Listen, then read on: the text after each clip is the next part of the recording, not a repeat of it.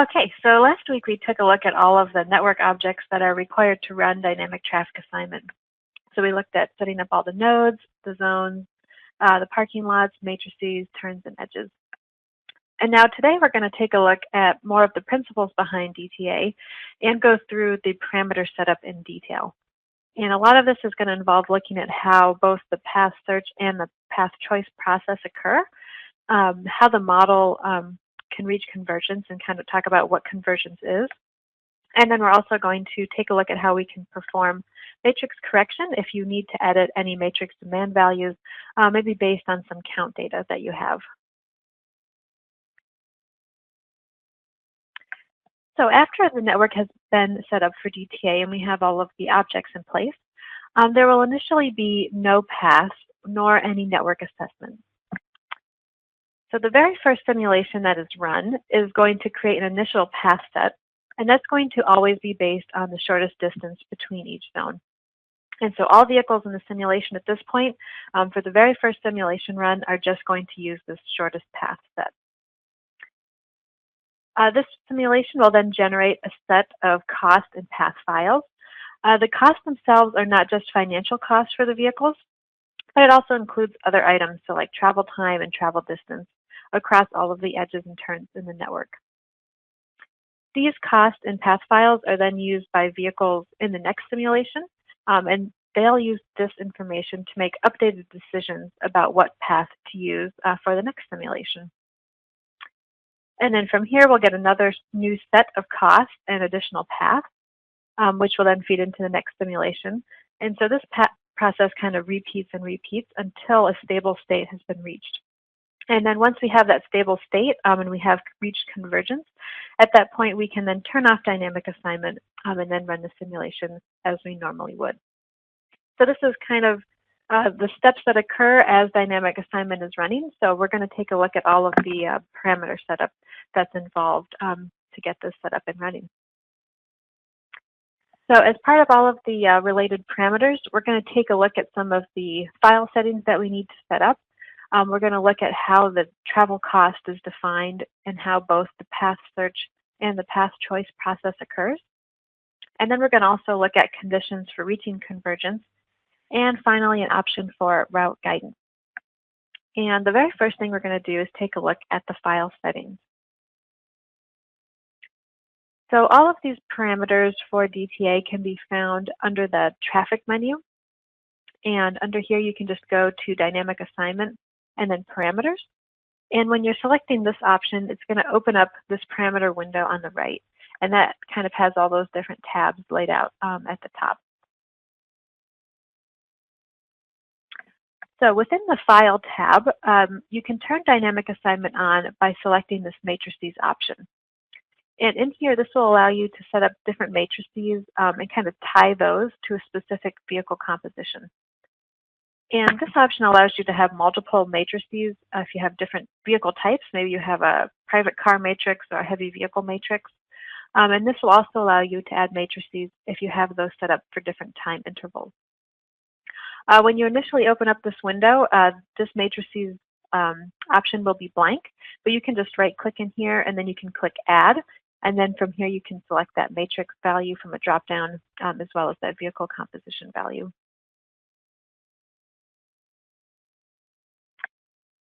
And then directly below that, we have a Scale Total Volume checkbox. And this allows the OD matrix demand to be scaled down as a starting point.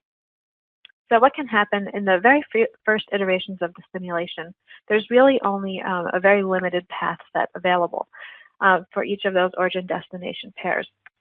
And because we only have a few paths available, this can actually lead to some unrealistic congestion in the network, just because we don't have enough paths yet to distribute demand. So essentially, we kind of end up overloading the very few paths that are originally generated. And because of this, this can cause unrealistic congestion and can just slow down the convergence process, and will also impact the path choice and selection.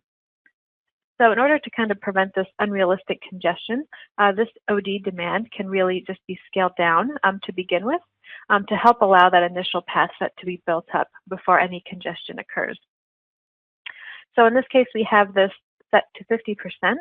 And what this means is we're just going to take the demand values that are in the origin destination matrices that we have set up, and it's going to take that demand and really just reduce that by 50% for the first run. And then for all of the next runs, there's another parameter in simulation parameters that we're going to talk about more next week. But essentially, that will define how much of the volume will be increased until 100% of the demand is reached. And then from here, all of the remaining runs will really run at 100% until that convergence criteria is met. So again, this is more of just a kind of a starting point, just to have that reduced demand originally, just to avoid some of that initial congestion. So next, we're going to move down to the parameters here in the second half, and we're going to start with the evaluation interval. So in dynamic assignment, traffic demand is not assumed to be constant over time. This is going to lead to changing traffic conditions and therefore changing travel times. So in order to cover all of these different changes, the simulation is divided up into these smaller evaluation intervals, which will allow the travel times to be observed and therefore evaluated as part of that path selection process. So typically these evaluation intervals can be anywhere from 15 minutes to 60 minutes. And you'll see once we talk a bit more about the path, you'll see that you'll have different evaluation intervals in some of the path settings based on the setting that we have entered in here. And then directly below that, we have information about both the cost and the path files. Now, all of these are stored in external files, so these are just stored separately from Vissim. And by default, these are going to have the same name as the network, and they're going to be stored in the same directory as the network. But you can always change that if you want to just click the ... here at the end, and you can update that, the cost and the path file name, and also change that location. The cost files are always going to have a BEW extension, and then the path files will always have an extension of WEG. And all of these files look like in this image below. So if you can open these up with a text editor if you want, and these just kind of store some additional information. So the cost files, for example, these keep a list of all of the current costs for all of the paths that exist, and also include some information about the edge and the volume, edge times and the volumes. And then the path file also keeps a list of all of the current paths that exist in the network as well. And then finally, down here at the bottom is where you can choose to store these cost and path files. So if you have these turned on, this will save that data to the files that you have set up here. And while you're running dynamic assignment, you want to make sure that both of these options are on. And then once you have completed the dynamic assignment process, then you can come back in here and turn these off, just so that those costs and paths will no longer be stored since the dynamic assignment process has been completed.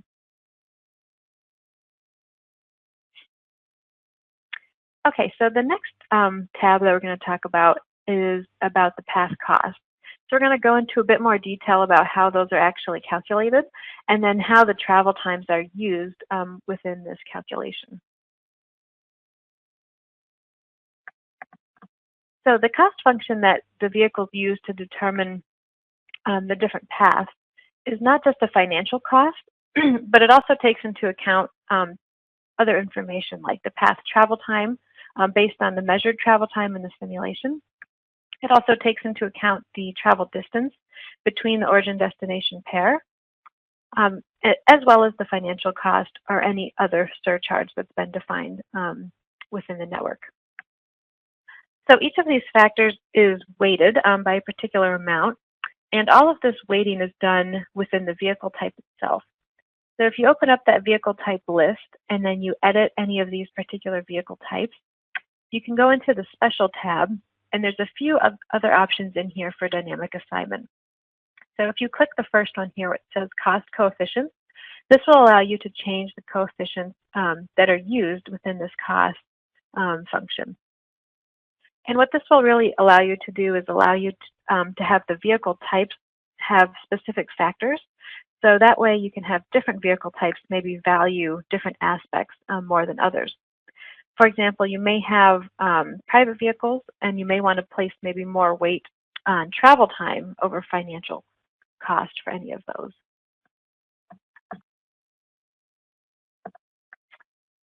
And then back within the DTA parameter window, under the Cost tab, you'll find some additional settings relating to the travel time calculation that's used in that cost function. So the travel times used in the path search process can either be based on one of two things. You can either have them kind of look at the same time interval from the last simulation. So in this case, for simulation number 2, you would look back to the same time interval from simulation number 1. Or the other option is to have the travel time just be based on that previous time interval within that same simulation. So just kind of looking back at what just occurred in the simulation and then using that time to make some additional decisions. So the second option may result in less iterations to actually find the paths in dynamic assignment, and can sometimes speed up that dynamic assignment process. It'll also help vehicles respond a bit faster to any temporary cues, since you're looking at what just occurred in the network rather than looking at what happened in the previous iteration. One other thing for the second option here, this use previous time interval, is that you won't want to use this if you are running any equilibrium assignment, which we'll talk about here in a few minutes. So if you are using equilibrium assignment, you'll just want to make sure you have that first option selected.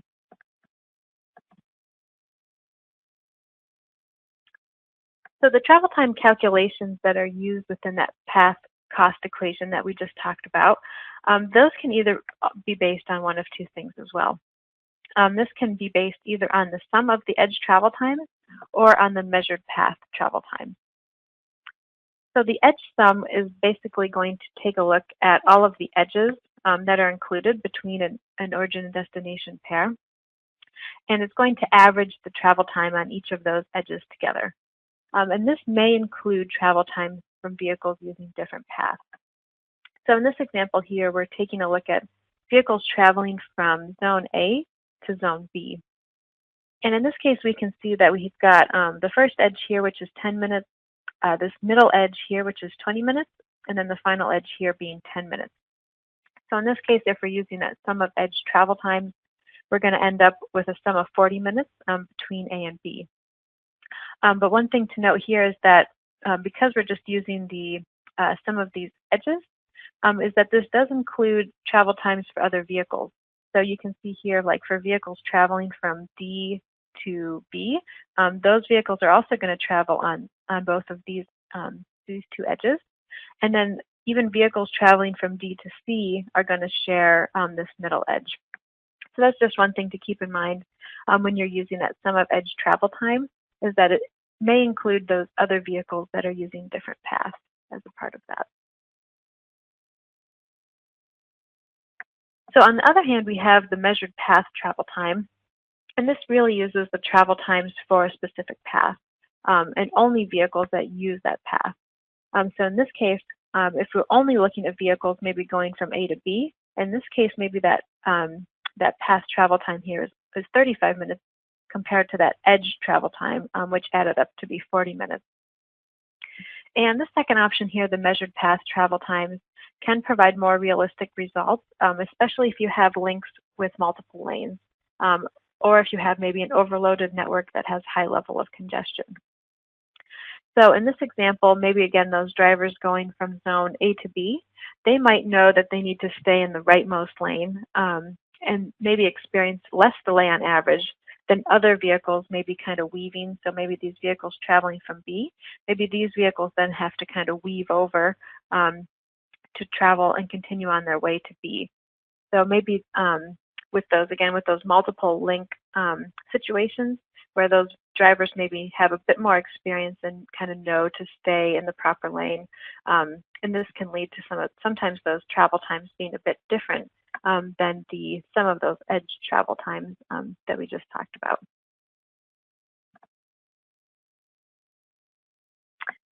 And then not only is the travel time from the past simulation run taken into account, but you can also have travel times from multiple past runs also being considered.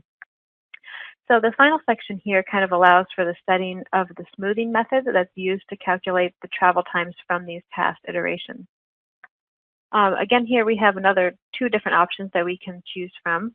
The first being the exponential method.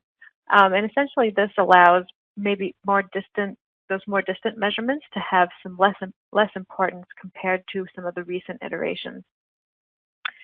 So in this example, maybe you have a smoothing factor set to be 0.5. So our alpha value here is 0.5. And in this case, the current simulation run, which is going to be represented here by n, this has a weight of 50%. And then if we take a look at the previous run, in this case n-1, in this case we can see this simulation run has a weight of 25%. And then the simulation run prior to that one, n-2, has a weight of 12.5%, and then kind of so on from here.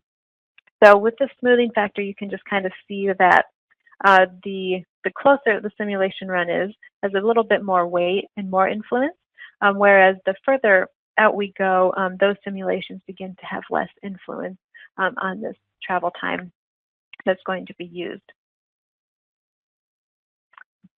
And then the other option we have here, the method of successive averages, essentially this is going to allow each of the preceding simulations to have as much weight as the current iteration. So instead of having this kind of decreasing trend, in this case we're basically going to weight all of the previous iterations in the same way. And then in this case you can really, there's no exponential factor to apply, but in this case you just set how many simulations Vissim is going to keep, and it's set to for this particular calculation. So in this case, if you wanted Vissim to maybe just consider the past 3 iterations, you could change this value to 3 here. And it's just going to keep that set in its grasp so that it can look at just those last 3 iterations. So now that we have determined how those path costs and travel times are calculated, now we can actually take a look at how the set of paths is created. So the very first simulation run that we're going to run as part of dynamic assignment is only going to contain those shortest distance paths. So it's just going to take a look at all of the origin destination pairs in the network and then just choose the shortest distance path for all the vehicles to take for that very first simulation run. And then after that, additional path search can take place. So in order to turn on the path search, if you go up to the search tab here, the very first option here will be to search new paths. And again, this is just going to allow new paths to be added to that existing path set, so that way more vehicles have more paths that they can use as part of their assignment process. There's also an option for alternative path search, and this is really just going to allow additional paths to be added that have maybe a bit higher cost that you would expect. So this will just kind of open up that path search to include even more paths, even those maybe with a bit higher cost. And then finally, you can also choose to keep OD pairs for a path for OD pairs with 0 volume. So that's the final option here. And really what this is useful for is if you had any OD pairs with volume less than 1, because sometimes when the simulation is running, what can happen due to that stochastic nature is that in one simulation run you may have no vehicles added just because that value is between 0 and 1. But then maybe in another iteration you might have 1 vehicle be added. So if this option is checked, this will just allow the paths without volume to be kept. So that way they can be used in the future whenever you have that 1 vehicle being placed in the network. So if your OD matrix does not contain any demand values between 0 and 1, you can really just leave this value turned off since you won't have that kind of that behavior occurring where you might have 1 vehicle, you might have no vehicles. So in that case, you can just leave that unchecked, and this will just improve the simulation performance. But again, if you do have any values in your OD matrix between 0 and 1, you may want to keep this turned on just so that you can keep those paths when those vehicles are placed in the simulation. And then the bottom section here on the search tab, this deals with the path selection. So there's two different choices here. In this case, vehicles can either pick their path as they're generated at their origin parking lot. So this decide at start only will allow those vehicles as they're placed on the network to get their path selection right from the get-go, and they will use that to complete their final destination. And then the other option here is for vehicles to decide repeatedly. So this will really allow vehicles to dynamically update their decision as they're driving on the road. So as a vehicle reaches a node, Vissim is going to look at all of the turns and then choose the best available route to the destination point. And this process is going to be repeated when the vehicle reaches another node, and will keep going on at every node the vehicle reaches until it reaches its destination. And then once the vehicle has kind of reached that final destination and reached that final point, that path will then be saved in the path list so that it can be used in the future.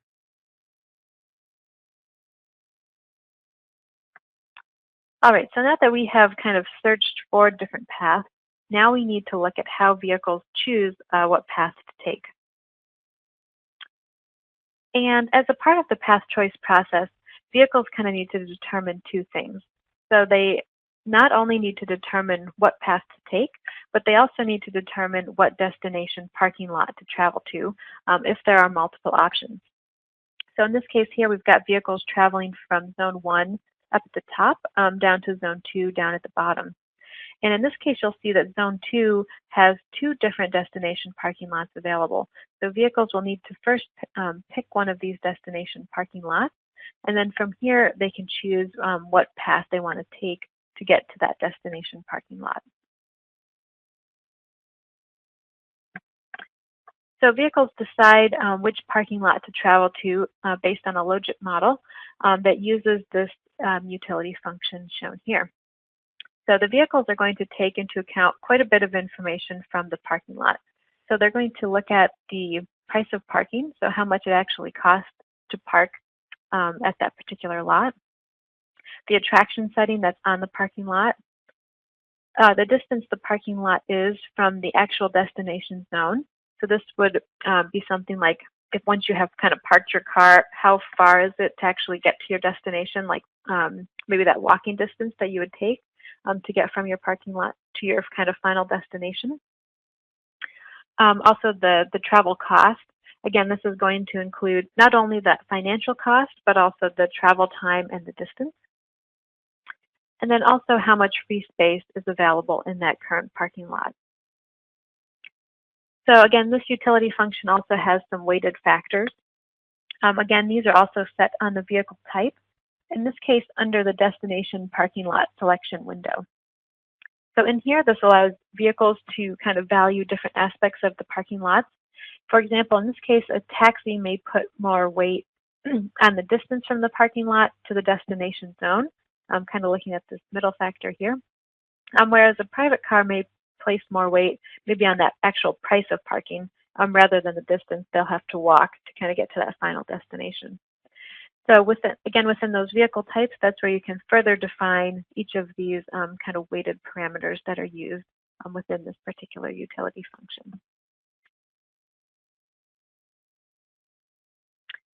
And then once the utility of each vehicle type is determined, Vissim then uses this logit function here to determine the destination parking lot to choose. So this is really just going to calculate the probability of a vehicle type choosing a particular destination parking lot.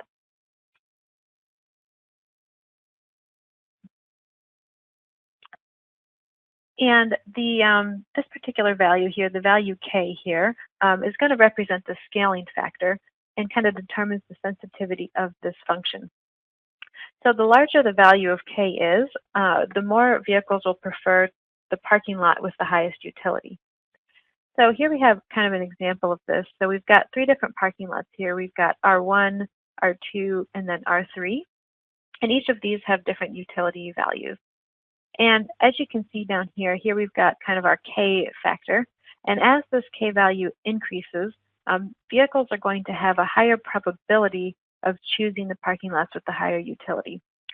So as shown here, you can kind of see if we have a K value here of 1.5. In this case, you'll see that almost all vehicles are going to kind of tend to go towards parking lot number 3, which has that highest utility of 20. If you do have a lower value of K, you'll see that there are more chances here for a different parking lot with a lower utility to kind of be chosen if you have that lower setting here. And this value of K can be fine-tuned within that choice tab right here next to that scaling factor section. So this 1.5 here is really setting the value, that K value. And then a lower limit can also be set here. And essentially what this will do is allow kind of those increased probabilities. So when you have those higher values, to have those remaining parking lots with that lower utilities also get a chance of being selected. So if there was no limit set, so if this value is set to 0, then the probability of picking a lower utility would also be almost 0, especially with these higher K values greater than 1. And as you can see here, like those lower utilities, the tail of those are really dropping off after K equals 1.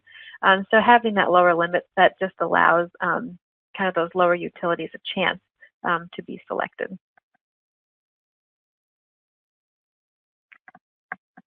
And then also within the choice tab, there are some different options that can be considered before vehicles actually choose a path. The first option here is to have vehicles kind of avoid any long detours that exist in the network. And a detour is really a path that's generated kind of from an already existing path, but has a different section replaced by a much longer section. So in this case, we've got, again, traveling from zone A to B. We've got one path here, and then we have kind of the second path here in blue representing that detour, where we have a section of that path kind of taking that 3 times longer than that existing section. So in this case, this bluer path would be considered to be a detour. And any paths that have kind of that factor over that entered value here are going to be removed from that path set. So this will just kind of allow that path set to avoid any of those long detours that are occurring in the network. You can also choose to delete any paths if their cost exceeds a certain threshold. Again, you can just check this option here and then enter in that threshold that you kind of want those paths to be removed from the list. And then you can also set a maximum number of paths per OD pair, and this will just limit the overall number of paths that are created between each relation. And then from here, we can move on to the bottom section, which is regarding the path choice model that is used for the vehicles to finally decide and choose their final path. The first option here is called Use Volume Old, and this will basically turn off any new path search and will only allow vehicles to choose paths from that existing path list. And again, this is where it's going to look back into that path file that's been saved.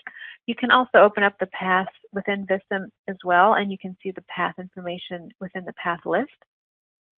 And this Use Volume Old is going to, again, take a look at those existing paths and then look at this Volume Old attribute that's been calculated based on those previous simulation runs. So in this case, Vissim is only going to use this path set that's already been predefined, and then it's going to use the probability of choosing a path based on this volume old value. So it's going to take a look at all of the paths that exist and then choose that probability based on those shares that have been used from those past simulation runs. Path choice can also be done using the Kirchhoff stochastic assignment method. And what this assignment method essentially does is it assumes that all of the known paths can be used, but all of them are going to have a different cost. In this case, not all drivers are going to use the best path, but a larger percentage of traffic is going to be using kind of those better paths sets.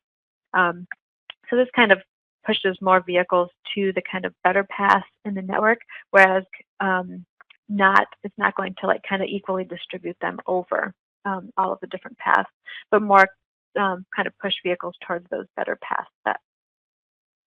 And this method also uses the utility function. In this case, it's inversely proportional to the cost function that we talked about earlier.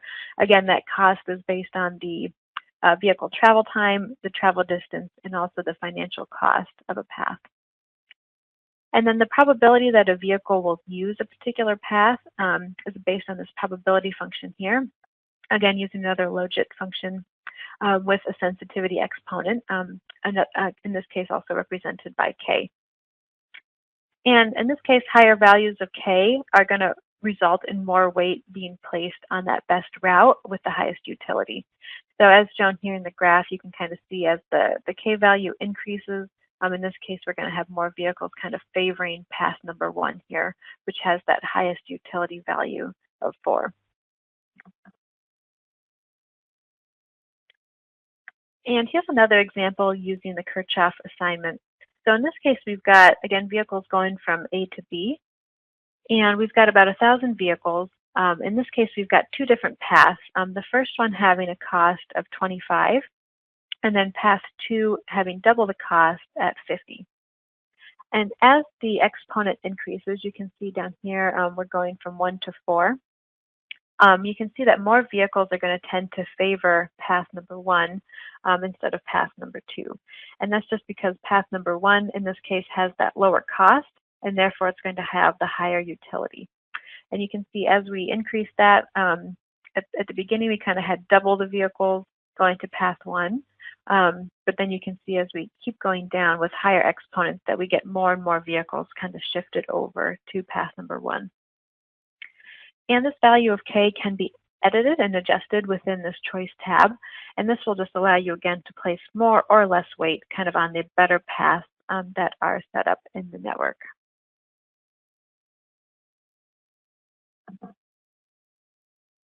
And then another option we have here related to Kirchhoff assignment is to the correction of overlapping paths. And this is just an option you can turn on or off. And what this will do is if you have a set of similar paths that kind of share segments and are very similar, like in this case we've got this one path from A to B, and then we have another path, one kind of going up here at the top, and then one right below that. And you can see that these 2 paths at the top share a large portion of their path and then just break apart here at the very end. So in this case, we do have a similar path set with that kind of share those segments. But in this case, what can happen is that they all end up having similar weight put on them. So in this case, we have 1/3 of the demand going to each of these different path options. But what happens in this case is that we then end up getting 2/3 of the demand going along this shared segment. So we kind of have a biased distribution of traffic demand where we have additional traffic being placed on this shared segment. So in this case, what's going to happen if we turn on that correction is that it's going to shift that demand, so that way the shared segment does not have any significantly higher demand. So in this case, you can see it once we have that correction turned on, we kind of move additional demand around, so that way we can have the shared segment have a more reasonable demand value. So again, this is can be used. You can just turn this on, especially if you have a lot of similar paths that share a lot of segments. And then the final path choice model here is the equilibrium assignment. And essentially this just redistributes demand across paths proportionally to their cost from expensive paths to inexpensive paths for each of the parking lots in an OD pair. And the paths that are more expensive are really going to have their volume reduced, while the paths that are less expensive are going to have their volume increased. And the cheaper the path is, the more volume that's going to be assigned to that particular path. So at the bottom here, we've got an example. We have kind of the average cost of the paths here set at 50. And then we have 4 different paths here. And you can see path number 3's cost is way above the average. That one is at 120, while paths 1, 2, and 4 are all lower than that average value. So in this case, what's going to happen is when we're running that equilibrium assignment, some of the volume from path 3 is going to be taken away and then redistributed to paths 1, 2, and 4. And the graph on the right here kind of shows how that path volume changes from one iteration to the next. So in here you can see that path number 1 is gaining the most volume from this iteration, since that one was the cheapest cost over here. We also see that path number 2 and path number 4 also gained volume. And then you can see here that path 3, the volume there was significantly reduced due to that high cost, and since that volume was kind of redistributed. So whereas, again, that Kirchhoff assignment kind of places more volume towards those better paths, with equilibrium assignment, in this case, that demand kind of gets redistributed based on the cost values for those different paths. All right, so now we've covered some of the cost and the travel time calculations and the path search and choice options. Now we can take a look at setting up some of the convergence criteria. So the calculation of dynamic assignment can only be completed once a stable state has been reached, and we aren't getting very many significant changes from one run to the next. And Vissim will really allow some different criteria, convergence criteria, to be selected. That way the dynamic assignment process can be completed. So these conditions can be set based on changes in travel time for the path, on travel time for the edges, or on the volume along the edges. So in here you can choose any one of these options. And then once an option is selected, you can then change the allowed percent or value. And then you can also change the percentage of path or edges that must fall within this set of criteria. So for example, if you have that travel time on path selected, the percentage change of the travel time compared to that previous simulation iteration should be less than 15% for 95% of all the paths. And this is the same thing for the edges. So if you have the travel time on edges selected, in this case, that edge travel time shouldn't change by more than 15% for 95% of all of the edges. And then similarly, at the bottom, we have our third and final option here for the volume on the edges. And in this case, if the number of vehicles traveling over an edge, in this case, we wouldn't want that volume to change by more than 15 vehicles for 95% of those edges. So again, in here, you can kind of choose either one or multiple criteria in order to kind of determine when the model has converged. And then from here, you can change and edit these percentages as well for both kind of this first setting and then also the second setting for the percentage of paths or edges that must meet this particular criteria. And then once you have your criteria set up, you can then set the number of required runs after once that convergence has occurred. And then you can also set up the behavior once the model has converged. In this case, you can either have Vissim stop the simulation automatically once that convergence criteria has been reached, or you can have it complete all the remaining simulation runs if you had some additional ones to finish, or you can have it ask, which is going to be that default option. So in that case, a prompt will display, allowing you to either stop the simulation at that point or allowing you to finish and complete all the remaining runs. All right, and now our final DTA parameter here is related to path rerouting using route guidance. So route guidance allows vehicles to search for new paths to a destination parking lot while they're driving. And this kind of is created to model that similar logic that you'd have for any route guidance system. By default, dynamic assignment vehicles are going to choose their path to their destination parking lot the moment they leave from that origin parking lot, using that data from the previous simulation runs. This option will, however, allow the vehicle path to be updated using travel time data from the last completed interval as the vehicle is on the network. And the route guidance option will have to first be turned on within the vehicle type section, again under the special tab under equipment. So first you'll just need to go into the vehicle type and turn on either route guidance 1 or 2. And then from here, further configuration can be done in the parameters window under the route guidance tab. And this will allow you to set up the strategy. You can either have vehicles select a different path or even a different destination parking lot. You can also set up the interval, so this will be how often that new path search should occur for those vehicles. And there's also an option as well to model any time delays for the information to be sent to the vehicles for them to make that updated decision.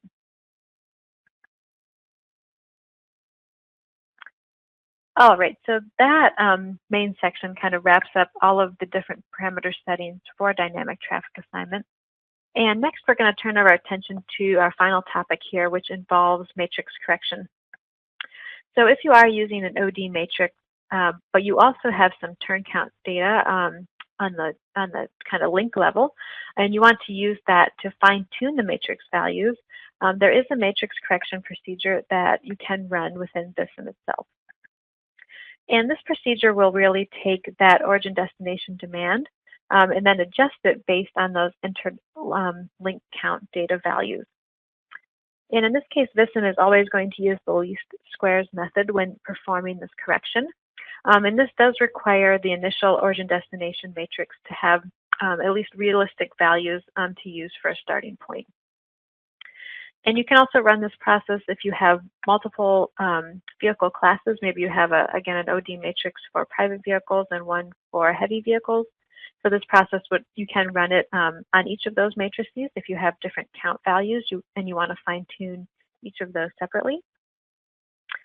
And then in order to run this process, you kind of have to work through this workflow here at the bottom. So first you'll enter in, again, that origin destination matrix.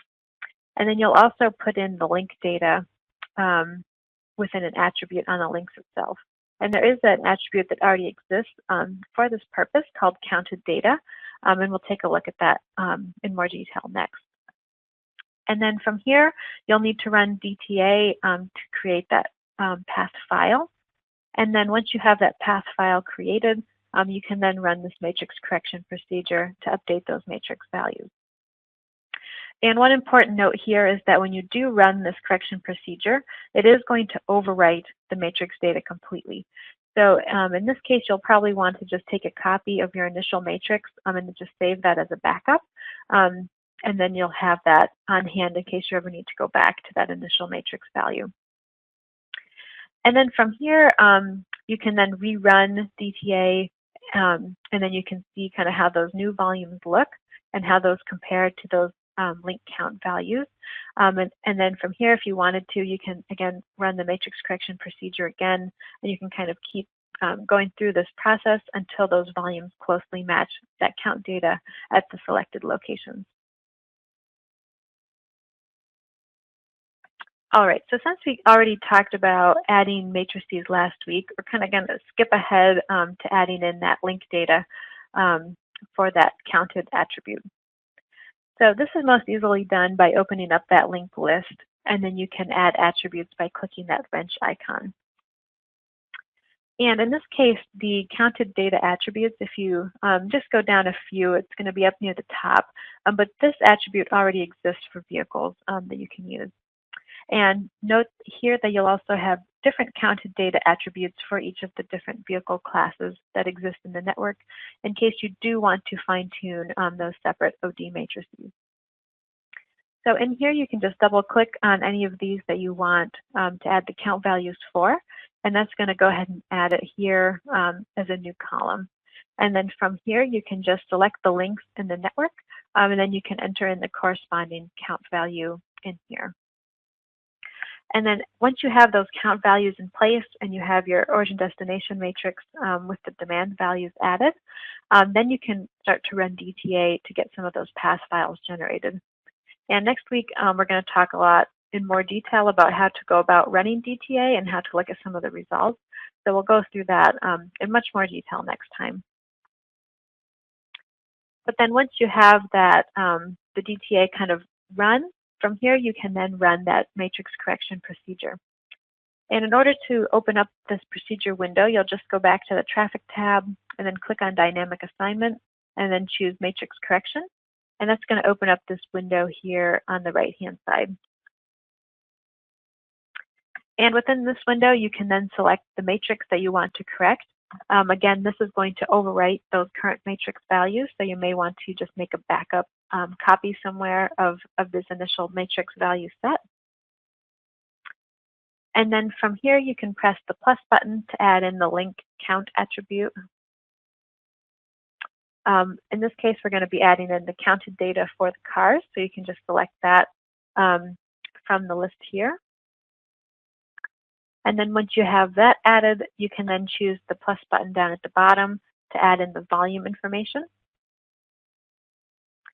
And in here, you'll typically want to add in information from the volume new attribute. And this is just going to be the latest volume values from the last simulation that's been run. This will kind of be the most up-to-date information that you can pull in for the volume that was used in the network. And in here, you can see we've got a few different time intervals selected that you can choose from. In this case, we had just very small 10-minute evaluation intervals set up. So in this case, we've selected all of the available intervals for this particular matrix. So in this case, from 0 to 4,500. That way, all of the volume can be added up and used for this particular matrix. So once you have everything configured in here, you can then select the execute button, and this will perform that correction based on that input matrix data, the link count values, and then also the previous path volume. And then once everything has been run and completed, you'll get this prompt being shown, just telling you that the correction process has completed. And then from there, all of those matrix values will be updated. And then at this point, you can then rerun DTA and take a look at the new path volumes. And then you can kind of compare those to that counted link data. And then you can rerun that correction process as needed from this point. All right, so I know that was a lot of information to cover. From here, we can go ahead and take a look at our example file. So in this case, most of the settings that we have, again, this is the same network we looked at last week. So we've got all of the network objects already in place here. We've got our parking lots and our zones and our nodes all set up.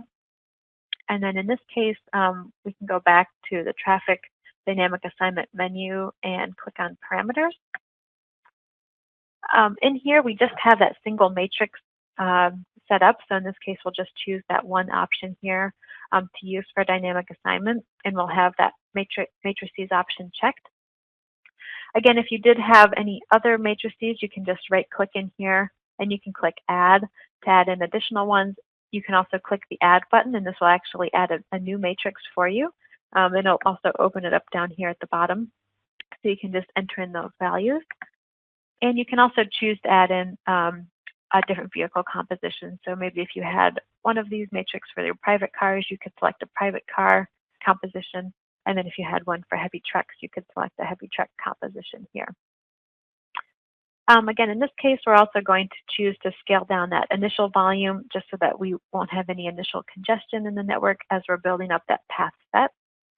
And we also have our evaluation interval set for every 900 seconds, so that way we can evaluate those paths in 900-second intervals. We also have those path and cost files set up. These are just going to be stored in the same directory as this model file. And then in here, most of these other options for now, we just have set to default, especially with this network. It's pretty small, and we also don't have a ton of different path choice options. So in this case, we just have the search new paths turned on, and we'll also just have the vehicles decide as they start what their path selection will be. In this case, we are going to run the stochastic assignment or the Kirchhoff method with an exponent to kind of choose those better path options. And then in this case, we also have a convergence set up to look at the travel time on the path.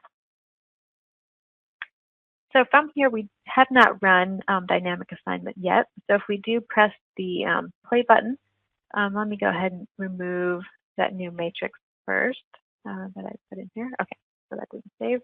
So we should be all set. So I'll just go ahead and play this. And again, in this case, since we're running this for the very first time, we don't have any paths or cost files built up yet. So in this case, all of the vehicles are going to just take that shortest path between the origin and destination pairs. And as we're running this, you'll see if we go to traffic dynamic assignment, we can also see the path information in here. We'll talk a lot more about paths next week and kind of looking at the different attributes available. But this will just show you, for now, the current set of paths that are being used in the network. Again, these will just be the shortest path based on the distance between those OD pairs.